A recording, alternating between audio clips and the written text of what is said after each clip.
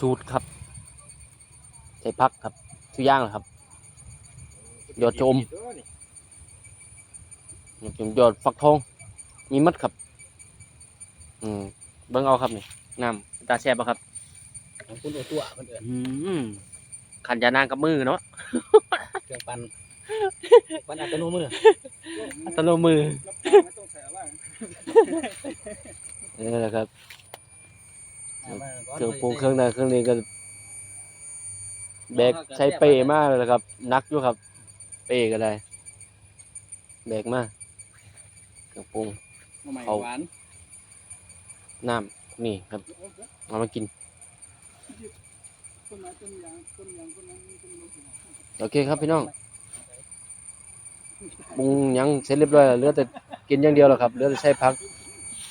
ต้องกินอย่างเดียวแล้วครับบัดนี้เนื้อก็ใช้หมดแล้วครับโอเคครับพี่น้องแค่นี้ก่อนจับ